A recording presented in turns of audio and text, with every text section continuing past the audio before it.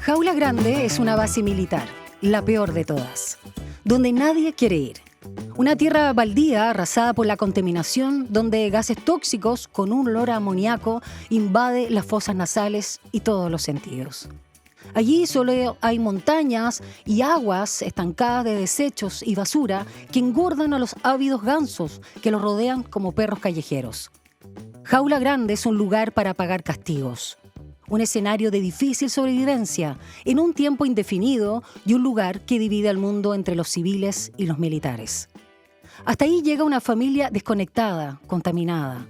Fresno, el padre general, que aunque haya sido humillado, sigue siendo temido por la madre, Peggy, una mujer niña obsesionada con la belleza y la que no tiene ninguna conexión emocional con su hijo Boris, un niño de 12 años que sufre el autoritarismo paterno y los cambios de ánimo e inmadurez crónica de la madre. Este trío protagoniza la distopía de Jaula Grande, donde Guadalupe Faraj nos recuerda el pulso literario de su coterránea Samantha Schweblin y los tópicos y personajes de la estadounidense Carson McCullers, con los marginados, los inadaptados, aquellos solitarios que buscan casi siempre de manera infructuosa la conexión con los demás. Esta tarde en Frecuencia Literaria por Radio USACH vamos a conversar con Guadalupe Faraj, escritora y fotógrafa, cronista también de viajes, sobre este libro, Jaula Grande, publicado acá en Chile por Falso Azufre este año 2025 y por Fiordo 2021. Su primera novela, Namura, ganó el premio de novela corta Consejo de Ciero, otorgado en España el año 2011 y fue publicada en Argentina el 2018. En 2019, su obra El Año Reptil recibió una mención en el concurso de letras del Fondo Nacional de las Artes y en la convocatoria 2020 del mismo certamen, su novela, Jaula Grande, fue galardonada con uno de los premios especiales.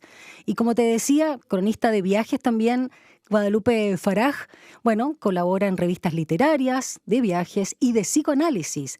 Y Faraj dicta talleres de escritura y fotografía y vive en Alberti, provincia de Buenos Aires. Bienvenida, Guadalupe Faraj, a Frecuencia Literaria por Radio USACH. Hola. ¿Cómo estás? Hola Daniela, ¿cómo estás? ¿Todo bien? Qué linda presentación. Muy Muchas bien gracias. Por acá. Muy lindo tu libro. Muy bien. Mira, lo voy a mostrar acá en pantalla para los que nos siguen por supuesto en YouTube, para que también vean esta publicación que se ha hecho acá en Chile por Falso Azufre, un nombre además Preciosa. Muy ad hoc por también la Preciosa. Temática de tu libro. Sí, totalmente. A ver, Va muy bien. Tengo entendido, Lupe, perdona que te diga Lupe patudamente, pero Sí, no pasa nada. Cariñosamente. Me encanta. Buenísimo. Que este libro, que además es muy ágil, tú das respiro, si bien todo lo que es el fondo, el qué del libro es denso, huele mal, como decíamos, pero muy intrigante también con los personajes y su psicología. Está escrito e incluso diagramado de una forma en que te permite respirar aire limpio, con párrafos o páginas, ¿no? Más o menos, o capítulos cortos que están divididos en días, en una semana básicamente, con una parte final que tiene que ver con una ceremonia de la cual vamos a hablar. Esa pluma ágil me remonta también a algo que leí en una entrevista tuya en relación a que esto partió como un cuento y se convierte en una novela, como dicen los ciúticos, pero una novela corta. ¿Cómo fue pensado Jaula Grande originalmente? Sí, así como decís, Daniela, en realidad yo estaba trabajando haciendo una clínica con la escritora Bettina González, escritora argentina, una clínica de escritura en la que estaba desarrollando un corpus de cuentos que nunca publiqué. O sea, soy más de la novela, me gusta mucho más, siempre termino haciendo de esos cuentos novelas, o en este caso de ese cuento. Y Jaula Grande fue el último texto que escribí, tal vez el más logrado o donde yo sentía que ahí latía algo, pero latía algo que necesitaba ser expandido, porque estaba en formato cuento. Y eso fue lo que me dijo Bettina y eso fue lo que me pasaba a mí, así que me dijo, esto necesita más, y ahí me puse a escribir la novela, o la novela corta o la nouvelle, una historia bastante más larga que lo que era el cuento original o ¿Y el texto cómo, original. cómo se insertaba en ese corpus mayor de cuentos, en el sentido de un hilo conductor o de la misma distopía de lo que hablábamos fuera de micrófono, Guadalupe? Sí, no, en realidad ese libro, esos cuentos, te diría que Jaula Grande, que aparte era Jaula Grande, o sea, separado, era la única distopía de eso, o sea, no tenía mucho que ver, eran textos que tal vez entraban en un corpus por ahí porque era por los vínculos, esto que vos decías, los vínculos familiares, ¿no? O que hablamos antes, o sea, por cómo estaban trabajados esos vínculos más que por el escenario Mm. distópico, ¿no? O sea, en ese sentido había un hilo, pero no por el escenario, el único escenario distópico era Jaula Grande, que ya, digamos, creo que a partir de hoy voy a dejar de decir que es una distopía, ya estoy decidida. Ya. No, porque en realidad no es lo más importante, no es o sea, es una distopía porque, digamos, entra en ese género, ponele, porque existen los géneros literarios, pero es una historia familiar, me parece. Totalmente. Creo que eso es lo más, y sí. Y de hecho muy bien desarrollados, como te señalaba también, los personajes. Pero antes quiero, a propósito también de la metáfora, lo que implica Jaula Grande, como tú bien señalabas, todo junto, este lugar con el cielo plomizo que parece enfermo y el sol pareciera no sentirse a gusto ahí.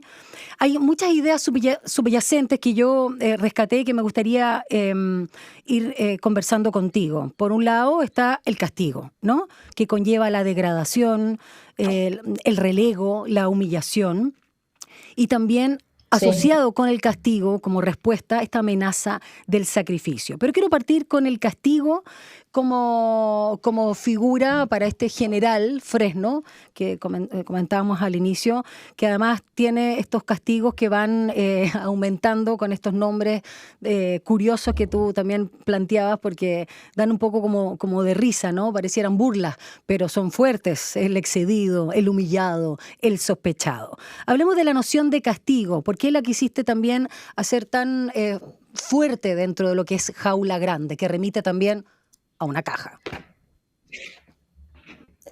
Sí, a ver, voy a pensar a medida que, viste que a veces, o sea, no sé, pero en la escritura a veces haces cosas que parten de un lugar y después, que no es el pensamiento consciente, ¿no? Así que voy a tratar de... bueno, en realidad sobre todo es un mundo militarizado, que conozco bien por mi historia. Tu padre es militar. Y sí, mi padre era, o sea, mi padre vive, pero era militar, ahora es un militar retirado. O Sí. sea, entonces, eso, es un mundo que conozco bien desde ese lugar, ¿no? Desde el lugar de tener un padre que, bueno, que estuvo la mayor parte de su vida en el ejército argentino. Y entonces, bueno, el castigo para mí es el castigo por no hacer las cosas bien, pero por no hacer las cosas bien para determinada mirada, ¿no? O sea, para la mirada de una institución, en este caso la institución militar. Y me parecía muy importante porque, bueno, eso, porque es salirse un poco de la regla, porque es ser un poco diferente, más allá de, de coincidir con el pensamiento militar o con esa ideología o con lo que sea, este personaje se va o hace algo distinto, o no sé, es esta cosa de castigar al que no hace las cosas que tiene que hacer, ¿no? O sea, y a mí, bueno, Boris también es castigado, el hijo es castigado, Peggy de alguna forma también lo es, aunque ella está esperando ser la elegida, ¿no? En esa ofrenda, por lo que significa esa ofrenda que vos decís sacrificio, porque es una De alguien ofrenda barra importante para sacrificio. él, claro, es alguien O sea, lo importante. más importante para él, entonces ella al principio espera ser eso, aunque eso le implique la muerte, ¿no? O sea, pero quiere ser lo más importante y después se da cuenta que no, prefiero no ser lo más importante, prefiero seguir viviendo, no me interesa eso. Pero bueno, el castigo está atravesando toda la novela y no solo para Fresno, sino para Boris, para Peggy, para todos aquellos que no hacen lo que alguien dice que hay que hacer. Entonces, por eso me parecía importante. ¿no? Y es O sea, interesante no sé como si Peggy, sí, sí, total, como Peggy también, a propósito de ese castigo o hacia el general Fresno, pero también el sacrificio que puede verse como un castigo, como tú bien señalas, hacia ella o hacia su hijo, sí, ella se mueve sí, entre la sumisión y la búsqueda de liberación también. Ya vamos a hablar de ese exacto, personaje. La exacto. desconexión también está muy presente, desconexión con los afectos, con el medio ambiente, con los recuerdos lejanos, por lo tanto la memoria de una infancia perdida, sobre todo en el caso de Peggy, Ujú. y eso está como al orden del día, porque está la desconexión también de esta madre con este hijo, como señalaba en la introducción. También hay resistencia, no solo por los gansos, estos que están por todas partes, animales que no solo han resistido la barbarie ambiental, sino que parece que se hacen más fuertes, más inteligentes al consumir la basura humana. Hay Sí, división, pasado, presente, civiles, militares y el escape, la búsqueda de otra realidad hacia los extramures de Jaula Grande, la huida de la ofrenda con la muerte, pero también la huida que busca el pequeño, ¿no? Boris, de 12 años. Me gustaría detenerme porque aquí desconexión, me resistencia, encanta todo división, eso que estás escape, diciendo. que fue lo que yo te decía que me rescataba un poco de los personajes. Si vemos todos estos conceptos constrictivos, ¿no? O esta forma que se relacionan justamente con Jaula Grande, ¿cómo tú también sientes que son muy buenas metáforas, o más bien Jaula Grande es una gran metáfora de los tiempos actuales y ya no solo por el miedo de las consecuencias hacia seguir profundizando el el cambio climático con todas sus consecuencias, sino lo que está pasando globalmente con la política, con la crisis de la democracia? Antes estábamos hablando de nuestros países, de la hecatombe económica y social que vive Argentina, que ha vivido Chile, en fin. ¿Cómo Jaula Grande, por todos estos aspectos, también es algo mucho más allá que un muy buen libro y ejercicio literario creativo? A ver, uy, qué pregunta, es enorme, Te enorme, tiré un enorme. ladrillo, perdona. Pero tómalo por donde quieras, que No, yo disparo sobre nomás. todo, no, yo sí, yo lo tomo por donde quiero, sí, obvio. No, a mí lo que me interesa siempre trabajar en la escritura y en mi vida, más allá de la escritura o con la escritura, es como lo singular, o sea, la voz singular de cada persona. Y bueno, yo voy a hablar, o sea, qué sé yo, ahora en este momento se me cruza la palabra libertad, pero es una gran palabra, o sea, y yo siento que en este mundo en general, o sea, en las instituciones puede ser una institución militar, puede ser la institución de una familia, puede ser la institución entre un vínculo de una madre con un hijo, o sea, es cierto que Pei está absolutamente desconectada de Boris, pero ella está absolutamente desconectada de ella, ponele, o sea, Sí. no es que en la novela termina conectándose, ahora estoy escribiendo otra segunda novela en donde vuelve Peggy y hay como una reversión. Pero digo, volviendo a esto, o sea, yo creo que todo el tiempo hay que hacer un gran esfuerzo para salir de esa sumisión, digo, desde la escritura, porque en la escritura, por ejemplo, tenemos el mainstream de lo que debe escribir, o sea, de lo que está bien o correcto escribirse para el mercado, lo que más se lee, bueno, esto que, o sea, sí, sí, lo que más se lee, lo que más vende, o sea, hay ahí como una cierta sumisión o un cierto lugar del que todo el tiempo tenemos que corrernos si queremos trabajar nuestra voz, ¿no? Si queremos trabajar por suerte nuestra voz singular. Bueno, eso sucede para mí en todos los ámbitos y en el mundo, qué sé yo, actual también, o sea, como creo que hay que hacer un gran ejercicio para no quedar sumisas o sumisos a determinado discurso, a determinada forma de ver la vida, a determinada manera de escribir. Eso un poco me acuerdo que lo hablamos en La Furia del Libro hace unos meses cuando fuimos, porque hablamos de...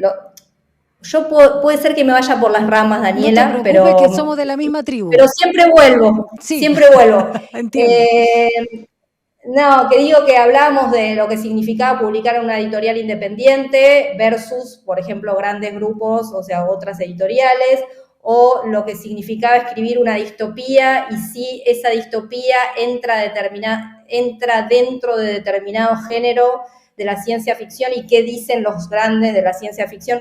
Y yo lo que decía es, no importa, qué sé yo, o sea, no importa, o sea, ese es el trabajo que hay que hacer, no me importa, o sea, tipo, tenemos que trabajar cada una y cada uno tendrá que trabajar en su voz singular, en su propia vida, hacia el camino de su propia libertad, por ejemplo. Suena muy cursi, pero No, sí. es profundo lo que quiero tratar de decir, porque en el sentido de que salirnos de esa sumisión.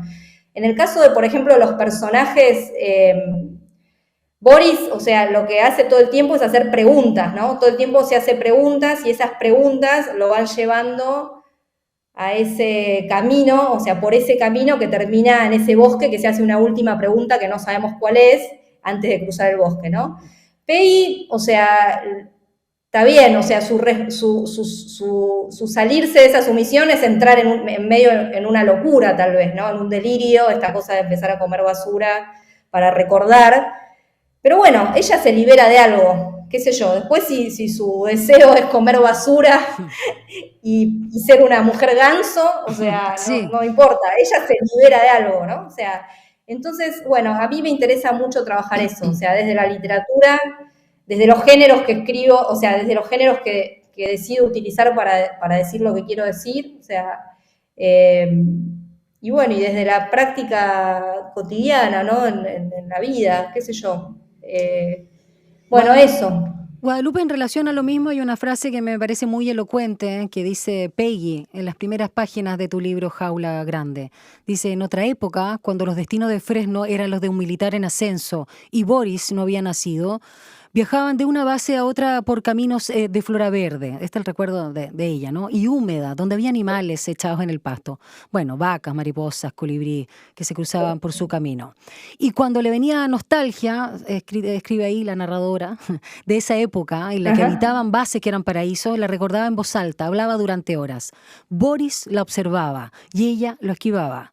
Lo mantenía a distancia, le contaba algunas cosas, no muchas las que ella quería, solo las que ella quería y no las que él preguntaba. Y acá está el llanto, ¿no? De este trauma o este recuerdo, y luego aquieta su mente donde el hijo espera, ¿no? Algunos espacios de cordura. Que estaba relacionado con lo que tú decías, que me parecía muy, muy elocuente, insisto. Y hay dos elementos que están muy presentes en el libro y que son los que, junto con los personajes y su psicología, desconexión, búsquedas de libertad, como mencionabas tú, que me parecen muy sellos de Jaula Grande y me quedaron impregnados. Por un lado, el amoníaco y, por supuesto, los gansos. Y el amoníaco es genial porque este gas que además, cuando yo busqué, yo lo tenía relacionado como con el pipí, ¿no? La orina, sí, claro. todo eso. Sí, y cuando yo busqué y googleé a ver realmente qué es el amoníaco, lo encontré súper decidor de tú también cómo lo usas, porque es un fertilizante, se usa como fertilizante en los campos estériles, como purificador de las aguas residuales, como ingrediente para productos de limpieza, para fabricar plásticos e incluso explosivos. Entonces, un poco también cómo este ambiente en un libro, cómo esto tan mágico que puede pasar también con una serie, ¿no? Con lo audiovisual, de que tú te imaginas, yo recuerdo el olor, lo siento, yo soy muy sensible a los olores, y me quedó muy relacionado. Qué bueno. Lo mismo que los gansos, ahora si yo veo un ganso creo que no sé qué me va a pasar, voy a buscar zanahorias, no sé. Hablemos de estos dos elementos que son geniales y que son realmente qué lindo los gansos. Se roban el libro. Sí. Qué bueno, Daniela. El otro día fui a un lugar por acá, a un pueblo de otra localidad, y había gansos. Y bueno, yo los empecé a querer, ¿no? A través de... no, a ver, el olor amoníaco, o sea, fue absolutamente consciente, ¿no? Claramente, eso sí que fue. O sea, o sea, yo quería conseguir, como dice, creo que Chiver es el que dice, o sea, como que un buen relato, bueno, no sé, o sea, es aquel en donde sentís la lluvia, ¿no? O sea, como hay algo, o sea, a mí me interesa escribir con los sentidos, ¿no? O sea, como quiero decir que suceda algo, esto que vos decís, o sea, que te quede con el olor. Una amiga también lo había terminado de leer y me dice, todavía siento el olor amoníaco. O sea, bueno, para mí, eso, que me digan eso está buenísimo, porque siento que la página, salió olor de la página, ¿no? O sea, salió eso. Sí. Y bueno, y eso está, o sea, qué sé yo, es la repetición del sentido, ¿no? Constante a lo largo de, no olvidarme, a lo largo de toda la narración que está ese olor constante. Y bueno, me parecía como muy importante en ese lugar en donde los desechos van a parar la pólvora va a parar a una laguna, donde hay plásticos, o sea, yo todo el tiempo pensaba en olor a pis, bueno, el olor a amoníaco es un poco más fuerte, es distinto, pero todo el tiempo estaba pensando en eso. Y después los gansos, no, los gansos me interesaba, o sea, como me parece muy lindo ese animal, digamos, estéticamente. A la vez me parecía que estaba bueno utilizar un animal, o sea, esta cosa peyorativa, tipo el ganso en general se usa tipo, o sea, una persona tonta, un Poco ganso, despierta, ¿no? O sea, claro. poco despierta. Bueno, a mí me interesaba que esos poco despiertos fueran los más inteligentes, los que marcan el camino, ¿no? O sea, un poco también hilando esto que decíamos antes de esta búsqueda singular, ¿no? O sea, o de este castigo que muchas veces está, el que es distinto, castigo entre comillas, o sea, pero cierto, o sea, digamos, al que es distinto, excepto cuando entra en el mainstream, que ahí cuando entró ya no es más distinto y ya está, ¿no? Pero en general el que es un poco distinto es como, ¿qué onda acá? ¿Qué pasa con esto? Bueno, los gansos, o sea, ese nombre peyorativo, el ser ganso, pero a la vez es el más inteligente, ¿no? O sea, y me interesaba por eso. Y además me interesaba que aparecieran animales, o sea, que los personajes humanos interactuaran con animales, ¿no? Que es lo que estoy haciendo ahora en esta otra novela que estoy haciendo, porque me parece que los animales tienen ahí ¿Es en Campo una... Blanco? Perdón, Lupe. ¿Campo Campo Blanco? Blanco, sí. Ok, ya. Exactamente, Campo Blanco. Sí, esa es la que estoy escribiendo ahora, que no es la continuación de Jaula Grande, pero es un poco sí. Es el lugar del que se fue Peggy. O sea, es el como un lugar del que se fue spin-off. Peggy cuando... Sí, o sea, es como, sí, tal cual. Y es el lugar de donde ella se fue, pero en el futuro, digamos. O sea, ella vuelve, después de Jaula Grande, regresa a su pueblo natal, por decirlo de algún modo. Donde fue en este concurso de belleza de las pieles como símbolo de hermosura. En realidad es el lugar donde están los piletones de leche, donde ella se bañaba en leche para hacer cuando era más chica. Ahí, ese es el lugar que estoy narrando ahora. Perfecto. Y bueno, y también hay animales, sí. Me parece que está bueno escribir con animales. Lupe, vamos a seguir hablando de tus personajes, de no solo Peggy, Boris y Fresno, que es este trío familiar, madre, hijo y padre, que dan vida a Jaula Grande en este ambiente distópico, pero esta novela es mucho más que aquello. Y vamos a seguir hablando de tu literatura y hacer también una repasada por lo que fue el año Reptil y otra de tus obras como Namura, ¿no? Tu primera novela. Y seguir adelantándonos un poquito lo que es Campo Blanco. Vamos a la música. Guadalupe Faraj, autora de Jaula Grande, que encuentras acá por Falso Azufre y que fue publicada inicialmente por Fiordo el año 2021. Vamos a escuchar ahora a Valija Diplomática. Mi vida vale más.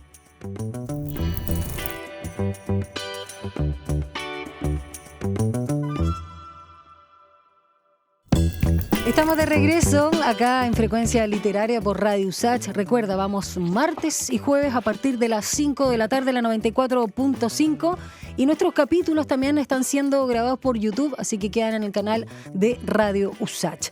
Y estamos ahora de manera telemática con la escritora argentina Guadalupe Faraj, no solo escritora, fotógrafa, cronista de viajes, que desde Alberti, en la provincia de Buenos Aires, está conversando con nosotros por su novela Jaula Grande, publicada por Falso Azufre. Guadalupe, nos encantaría que pudieras leernos también algún extracto, alguna parte de tu libro para que nuestros auditores y lectores sepan también cómo es tu pluma. Así que te escuchamos. ¿Cómo no?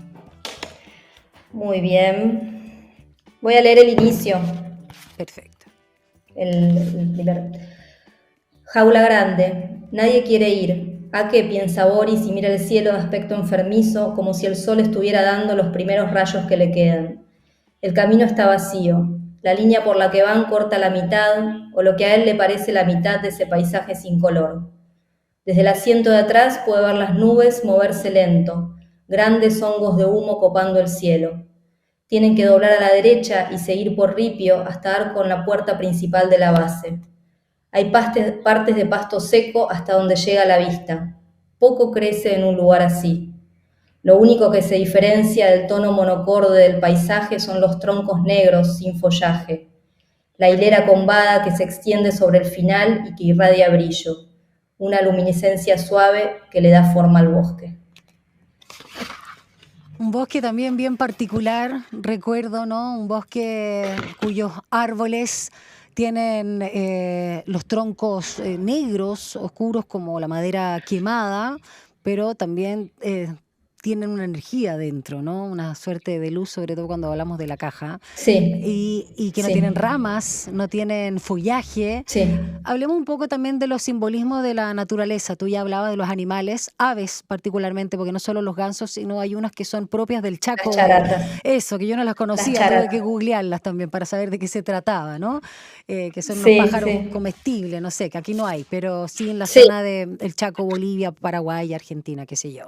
Las aves. Y volvemos quizás como simbolismo al deseo de, aunque no vuelen tan alto, a propósito de los gansos, de la libertad. ¿Por qué aves? Porque hay un solo caballo y perro no vemos. el perro, sí, no vemos, es el perro que pobre, o sea, solo se habla de un perro cuando Boris recuerda ese perro que le mataron. Sí. Eh, yo creo que hay muchas cosas que elijo, o sea, y que decido utilizar por una razón estética, ¿no? O sea, por una razón estética, eh, o sea, sí, o sea, de imagen, ¿no? O sea, de lo que de cómo me voy imaginando cómo son esos gansos. Digo, recién hablabas de los troncos negros sin follaje y de esa luminiscencia, ¿no? Este texto que acabo de leer, que es el inicio de Jaula Grande. Bueno, y son cosas que yo me voy imaginando, imágenes que tengo y con las cuales, o sea, y que me sirven para ir armando la historia. O sea, es muy importante para mí como la imagen, bueno, supongo que para cualquier persona que escribe es importante la imagen, la imaginación. Pero digo, lo estético, como el trabajo con la luz, ¿no? O sea, el momento en que Jaula Grande se vuelve de noche y hay brillos, ¿no? Entonces, o sea, para mí es muy importante. Entonces, digamos, las aves por ahí podríamos pensar que están elegidas por un tema de libertad, pero creo que también por lo que significa, o sea, no sé, por la figura de la estética, digamos, o sea, lo que me representa a mí. Porque además es cierto que el ganso no vuela muy alto, las charatas por ahí sí, pero o sea, la charata en realidad me gustaba mucho cómo sonaba, bueno, y ahí también hay otra decisión estética, cómo sonaba, o sea, el lenguaje, ¿no? O sea, también hay otras decisiones que tienen que ver con cómo suenan, ¿no? Algunas determinadas cosas, palabras, ¿no? Por supuesto. Y me gustaba mucho cómo sonaba charata. Y para el hecho de también hablar de una base militar, aunque sea la peor de todas, como es Jaula Grande, la división que comentaba al inicio y que se hace también explícita en una conversación de Boris, no me acuerdo si era con Áspero o creo que sí, cuando Sí, con hablaba de, áspero. claro, que es un nombre de un personaje, que es la división entre el mundo militar y el mundo civil, que básicamente Áspero le decía que lo que hay afuera es lo mismo, o sea, no, o acá, o es peor, no sé, qué sé Si te yo. gusta allá, te gusta acá, si te gusta acá, te Exacto, gusta allá. eso, esa era la frase. Muy bien, la autora no más podría decirla. Como también nos habla de lo que seguimos revisando en nuestros países, ¿no? En Argentina, con una Claro. dictadura también, con muchos caudillos o muchos Sí, dictadores, la nuestra con uno solo, pero por 17 años, macabra amba, no vamos a sí, comparar el horror. sí. Como también a Sí. propósito de El Eternauta, cuando estamos hablando del creador detenido desaparecido, aunque es una época obviamente hecha en los años 50, pero también es una distopía, cuando estamos hablando del éxito 1985, cuando estamos revisando esta historia con estos caudillos además y de este poder reaccionario que es negacionista, por lo menos acá en Chile, ¿no? La Ujú, ultraderecha muy ujú, negacionista de lo que sucedió para el golpe y ahí en adelante con las violaciones de los ujú. derechos humanos. Como también, de alguna manera, Jaula Grande remite a aquello, de una manera quizás más oblicua. Más oblicua, más simbólica, ¿no? O sea, porque, bueno, no sé si tan simbólica, hay algo que es súper real. Sí, yo quería, o sea, a ver, sobre todo quería hablar de este mundo militarizado, ¿no? O sea, por esto que te comentaba, por mi historia, por ahí, quería como hablar de esa familia en donde él fuera militar, en donde estuvieran en determinado mundo militarizado, una base militar, un cuartel, un regimiento, como se quiera llamar, pero no quería, la elección del género distopía fue simplemente para no hacer un género realista y, o sea, yo sentía que si hacía un género, o sea, si escribía a partir del género realista tenía que hablar de la dictadura en Argentina, porque no, la verdad que no concebía hacer una historia realista hablando de un mundo militar o un escenario militarizado sin hablar de la dictadura, por lo que es la dictadura en nuestro país, y lo mismo sucede en Chile, ¿no? O sea, era como algo como escritora, digo, no puedo hablar de esto, o sea, hacer esto, y entonces dije, o sea, quería hablar de determinada manera, entonces se me ocurrió que la distopía me podía servir, porque es un género que sale del realismo. Pero por supuesto, como soy argentina, latinoamericana, hija de militar, atravesada por una dictadura militar, habitante, o sea, como hablo de la dictadura de alguna forma, ¿no? O sea, como tal vez, como vos decís, más oblicuamente, pero lo hago igual, o sea, y en ese sentido están los rangos militares, o sea, hay un militar que tiene un rango que va, digamos, descendiendo hasta ser deshonrado totalmente por equivocarse o por hacer las cosas mal. Hay superiores a los que hay que responder, hay soldados, ¿no? O sea, hay una mujer de un hombre militar eh, que responde a cierto estereotipo, creo yo, de la mujer típica del militar, ¿no? O sea, pero a la vez también hay esto que a mí siempre me interesa hacer cuando escribo, que es esta cosa de que hablábamos de, que decías, pero si te gusta acá, te gusta allá, si te gusta allá, te gusta acá, porque para mí nunca es acá negro, acá, si bien hay cosas que están bien y hay cosas que están mal, claramente, la dictadura no estuvo bien, o sea, no estoy diciendo eso, pero sí estoy diciendo que a veces no sé, o sea, en los mundos hay como grises, ¿se entiende? Entonces a mí siempre, o sobre todo en la literatura, no me interesa hacer algo de este es el malo, esto, o sea, como me interesa como cruzar todo eso, porque si no, no tiene sentido, o sea, como no, o sea, ponerme en el lugar del bien o en el lugar del mal, y a mí me gusta hacer eso, entonces por eso hay un personaje que dice, si te gusta acá, te gusta allá, bueno, no sé, como ese juego, ¿no? Bueno, no sé si te respondí, Sí, Daniela. no, totalmente. Guadalupe, escuchándote y recordando todo este ambiente, digo recuerdo porque para mí fue una lectura muy inmersiva, Jaula Grande, y es mi primera Qué impresión de bueno. ti.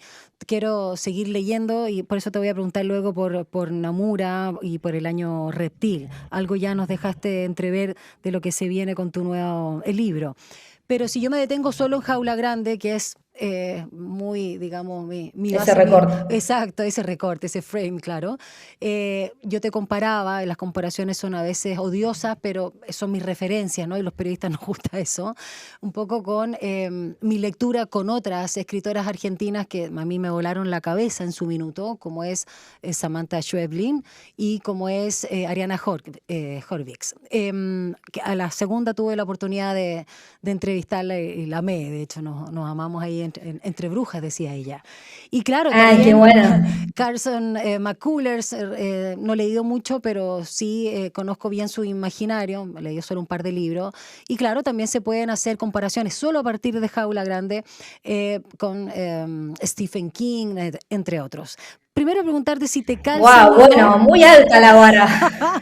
Si te calzan o no esos referentes, esas otras plumas, esas otras voces, y si eso también se hace extensivo a tu obra, porque yo me remito solo a Jaula Grande, Lupe. Bueno, primero, gracias.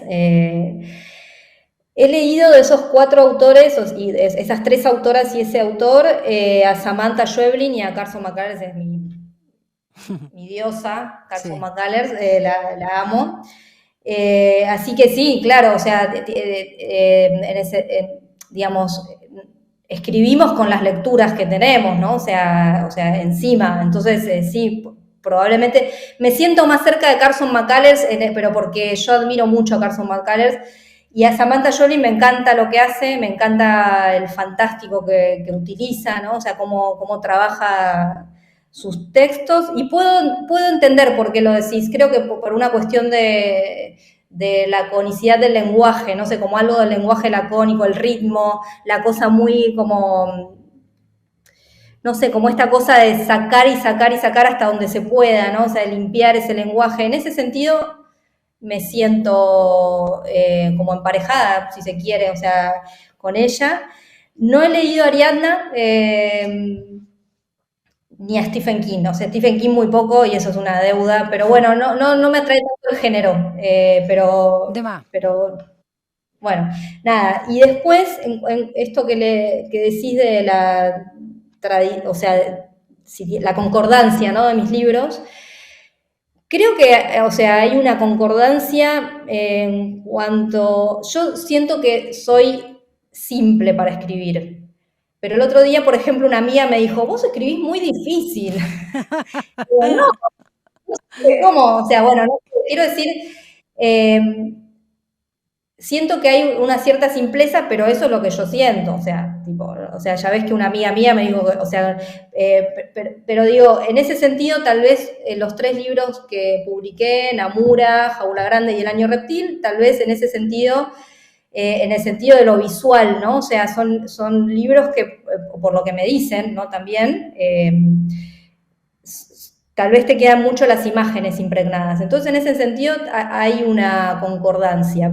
Luego, en otro, por ejemplo, Namura es una novela de corte realista, Jaula Grande decimos que es una distopía hasta hoy, y El Año Reptil es una crónica, un libro autobiográfico de crónicas y diarios acerca de una situación que yo viví hace 12 años, que puedo hablar de eso, pero digo, es otro género, ¿no? Entonces, en ese sentido, son un poco diferentes.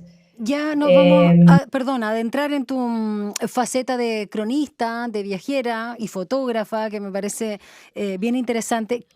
Creo entender a tu amiga en relación a la lectura, pues yo creo que en lo formal no eres ni rebuscada, ni hay floritura, ni barroca. Yo creo que tu lenguaje es bien directo, rápido, ágil, cercano también, pero quizás en las capas más profundas ella puede quizás, creo entender, hablar de cierta dificultad por un imaginario especial, distinto y con estas capas sí, como sí, psicológicas, si tú quieres, ¿no? El totalmente, pulso, sí, sí, estos sí, simbolismos también, que hacen una sí, sí, construcción y un imaginario propio de Guadalupe Faraj, propio, sí, más allá de sí, esta sí, en ese referencia. sentido, Creo que por ahí sí, podría haber. totalmente. Vamos entonces, ya que estabas hablando de justamente de tu faceta como cronista de viaje, hablemos de tu escritura ahí, de tus intereses, más allá de los trabajos, ¿no? De los laburos que te puedan encargar de ciertas miradas, pero ahí está igual tu selección, ¿no? Donde pones la atención, lo que levantas. Me decías que más Sí, antes incluso sí, de La Furia estuviste acá en Chile por un trabajo relacionado con un hacerlo, reportaje. sí, Háblanos un poquito y sí. cómo esa mirada también se te cuela, porque tú eres una sola, se te cuela finalmente también en tu Totalmente. ficción. Sí, en realidad, bueno, hay como algunas pocas cosas que a mí me gustan o me interesan. La primera, escribir, sobre todo, escribir. Bueno, soy fotógrafa, entonces, digamos, la imagen, sacar fotos y viajar, o sea, viajar me gusta mucho, entonces, en ese sentido, creo que pude reunir esas tres cosas, por ejemplo, en mi trabajo de cronista de viaje, que además trabajo en una revista muy tradicional de acá que se llama Lugares, que es del diario La Nación, pero más allá de eso es una revista que me da mucha libertad, o sea, si bien tengo que regirme, o sea, por supuesto hay pautas cuando haces una crónica de viaje, o sea, si voy a Santiago de Chile y hablo, no sé, y tengo que nombrar ciertos recorridos, o sea, en las calles tienen que ser esas calles, como siempre digo en los talleres, o sea, el GAM es el GAM, el museo, o sea, como hay museos, o sea, hay determinadas cosas que no tienen que ver con la imagen, pero sí hay otras cosas que tienen que ver con lo que yo percibo de Santiago de Chile, que no es lo mismo que puede percibir otra persona, y que eso es lo interesante de las crónicas, ¿no? Lo que me pasa a mí cuando camino por la Alameda, o lo que me pasa a mí cuando, qué sé yo, cuando voy al Cerro Santa Lucía, cuando veo esa vista, ¿qué es lo que me pasa a mí con Santiago? A mí me fascinó Santiago. O sea, me fascinó las dos veces que fui, la pasé ¿Esa fue tu hermoso. primera vez cuando escribiste esta crónica? ¿Fue la primera vez que viniste a Santiago? Sí, podría decir que sí, porque fui hace mucho con mi viejo, con mi papá, hace, no sé, muchos años, cuando era chica. Entonces creo que fue la primera vez con esa mirada, tal vez, me pareció hermosa la ciudad, o sea, la pasé muy bien. Y bueno, claro, yo estaba haciendo un trabajo que a mí me gusta mucho, porque es el trabajo de cronista, que es caminar, tomar notas, sacar fotos, o sea, no sé, lo encuentro muy lindo. Entonces, bueno, como decía eso, en esta revista, en mi trabajo de cronista, o sea, tengo que regirme a determinadas normas de la crónica del viaje o la no ficción o el periodismo de viajes, digamos, pero a la vez, o sea, tengo mi mirada, o sea, por supuesto que no voy no me voy a ir por las ramas, ¿no? O sea, no podés hacer lo mismo que en una escritura de ficción, no. Igual en la escritura de ficción tampoco te vas por las ramas. Siempre tenés que volver a la acción, ¿no? Siempre hay que volver a un lugar, porque si no es un delirio. Corres ese riesgo, pero en la crónica, bueno, nada, eso, o sea, me acuerdo cuando fui al Cerro Santa Lucía, el Ujú. día que yo fui estaban regando en la entradita y había un olor a canela, no sé, como a jengibre, no sé, yo sentí eso, Qué pero no, rico. probablemente, o sea, yo sentí eso, como que fue como, ay, había una luz que caía, yo sentí ese perfume, la agüita que caía, bueno, yo Era eso una lo usé puesta en en la escena crónica. para ti. Para mí, lo usé en la crónica, por ahí después cuando la leen y van y dicen, che, esto no sucede, Guadalupe está Quizá delirando, pero Lupe era una señora que pasó con un perfume, ¿no? Con esos aromas y te dejó impregnado sí, el lugar, el Cerro seguro, Huelén o Santa Lucía, como tú bien sí, señalas. Oye, y eso es sí. súper interesante porque Jaula Grande, si bien tú le das forma, no hay nada específico, no hay un tiempo, no sabemos si estamos en Argentina, bueno, está el tema de los pájaros que yo claramente no sabía lo que era, Sí, sí, charata, ¿no? pero podrían estar Pero sí, Charate, sí, pero podría pueden haber estar. sido cualquier otro lugar. No hay un tiempo específico, no hay estas indicaciones. Sí, cuando se habla de Jaula Grande, tú hablas de los puntos cardinales, de lo que hay al norte, un camino de Norte, ripio, sur. una laguna vieja, que puede ser cualquiera, que es agua estancada, qué sé yo, ¿no? Los gansos dando vueltas y son como cosas muy, digamos, generales. Y es interesante Exacto. porque lo hace universal también, ¿no? De alguna Sí, sí, manera. sí. Y ahí no Sí, calza exacto. la descripción detallada como es en la crónica. Solo para ir Exacto. finalizando, también cuéntanos un poco cómo vas con el trabajo de tu libro Campo Blanco, tu nueva novela, ya en qué etapa está. Y ya nos hablabas un poco que es como un spin-off o una precuela al personaje Peggy, que es la madre de Jaula Grande. ¿Cuándo la vamos a ver y cuándo vamos a La disfrutar de madre ella? de Jaula Grande, está bueno, la madre de Jaula. No, de Boris, perdón. Eh, no, está bien, está bueno lo que dijiste, Fue un porque es la lapsus, madre. harto fallido. Un hermoso lapsus. Eso. Eh, no, todavía estoy escribiendo, o sea, nunca me gusta decir cuándo porque va a estar porque estoy escribiendo. No me gusta condicionar esa parte, pero En realidad en Campo Blanco el personaje principal no es Pei, es uno de los personajes. El personaje principal es un varón que se llama Amador, que llega a Campo Blanco a dejar unas cenizas al cementerio. Es un encargo, ¿no? Es un encargo que le hace una persona que él quería mucho. Entonces acá él cuando llega, él conoce a una mujer que se llama Rosal, a una pareja de hermanos, o sea, una pareja de hermanos, y después por otro lado está Pei, que está al mismo nivel que ellos, pero el más importante sería Amador. Y es una novela que habla de un vínculo de amor, pero ahora me estoy dando cuenta, yo pensé siempre que era el vínculo de amor entre Amador y Rosal, que es esa pareja, pero en realidad no, el otro día me di cuenta que es un vínculo de amor entre los hermanos, entre unos hermanos, entre Rosal y su hermano Igo. Y después, bueno, es una novela que trabaja mucho la memoria, el paisaje es todo blanco, ya sea porque hay mucha neblina, porque hay piletones de leche, porque hay cal, porque hay luces blancas, o sea, es un escenario blanco. ¿Qué más puedo decir? Van a ser 2 días, o sea, son 2 días, en 2 días ocurre toda la novela, entonces es como muy adensada, o sea, Intenso. en 2 días yo tengo... es muy intenso y yo en 2 días tengo que conseguir un arco así, o sea, una acción que, digamos, muy importante y bueno, entonces tengo que trabajar mucho esos 2 días para que se justifique, porque si no, o sea, bueno, va a ser una acción casi de vida o muerte, entonces para que suceda eso en 2 días tengo que adensar mucho todas esas escenas o esas acciones. Y bueno, me está gustando mucho escribirla. También lo mismo que vos decías antes, o sea, es una novela que no se puede ubicar en ningún lugar. Bueno, yo la ubico en la Pampa bonaerense, ¿no? O sea, como está ubicada, pero podrías no ubicarla, ¿no? O sea, ahí, y tampoco habla de un clima ni de un tiempo, digamos, cronológico, o sea, sí esos 2 días.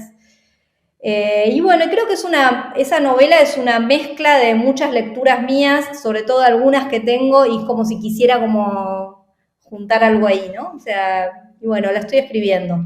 Guadalupe, genial, vamos a estar muy atentos. Ya me das el pie para mi última pregunta respecto a tus ¿Cómo no? lecturas. Lecturas no solo actuales, sino los libros o autores y autoras que te han acompañado. Tú algo hablabas de Carson McCullers, pero quizás de otras autoras o autores. Y ya que tan lindamente hablabas del GAM, del Santa Lucía, qué sé yo, de nuestros lugares acá de la capital, ¿algún autor o autora chilena que te llame la atención, que conozcas o que tengas pendientes? Bueno, lo que quieras. No, bueno, justo ahora estoy leyendo un libro de Alejandra Costamagna, no sé cómo nunca. Costamaña, sí. Costamagna, ahí va. ¿El sentido del tacto? Estoy leyendo ese. Sí, buenísimo. Para un grupo de lectura que estamos preparando con unas amigas, con las que coordino un ciclo. ¿Ella es argentino, sabía? No sabía, pero me da la sensación porque habla mucho de Argentina. Sí. Estoy leyendo, bueno, sí, qué bueno, estoy leyéndola a ella. Otra autora que me gusta es Nona Fernández, Spice Invaders me encantó.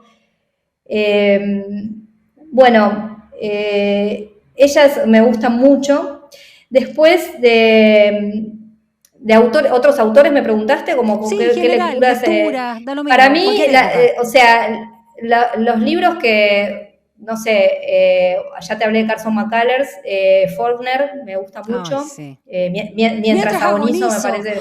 Oye, pero te leemos las mismas cosas. Qué genial.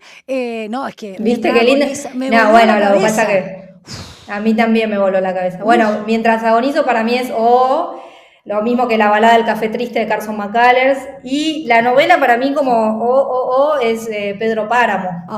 Sí, realmente. Qué sé yo, no sé, es como ¿Te puedo recomendar un autor chileno contemporáneo, sí, muy joven? Sí. Y a propósito de Pedro Páramo, porque hay una versión como chilena de Pedro Páramo de él, que para mi gusto no es el mejor libro, pero me quiero remitir a propósito de los hermanos que tú hablabas de Campo Blanco, que son todos los personajes de tu nuevo libro. Hay un libro hermoso que a lo mejor se escapa un poco del imaginario o incluso de la pluma de tanto Costamaña, Nona Fernández o Carson McCullers. Se llama Andrés Montero y es un libro que se llama El año que hablábamos con el mar, o que hablamos con el mar. Es una joya. Ay, qué lindo. Que publicó acá en Chile, si no me equivoco, La Pollera, ¿no es cierto? La Pollera. Sí, ¿no? Estamos, que me estoy pasando en el tiempo recomendando acá libros. Por favor, y después me cuentas, Lupe, a ver si nos hacemos amigas por las redes sociales y seguimos ahí con autores. ¡Ay, sí! ¿Ya? Ahora te voy a empezar a seguir, de una. Sí. Excelente. Me encantó la charla, me encantó. Igualmente, a mí me encantó leerte, voy a buscar. ¿Se encuentra Namura? ¿Se encuentra el año del reptil? Cuéntame un poco también. El año reptil está empezándose a distribuir, porque salió hace un mes y medio, por acá, por Argentina. Por algunas librerías. Namura está más difícil, pero bueno, la FED, que es la Feria de Editores Independientes, sí. se consigue acá. Y por ahora en Chile está solo Jaula Grande. Creo que ojalá que en algún momento lleguen esos libros también. Vamos a decirle a nuestros amigos editores y editoras que traigan tu libro para poder seguir leyéndote. Sí, estaría buenísimo. Un placer haber conversado contigo. Bueno, gracias, Daniela. A través de Jaula Grande. Muchas gracias. Gracias. Que te vaya muy bien.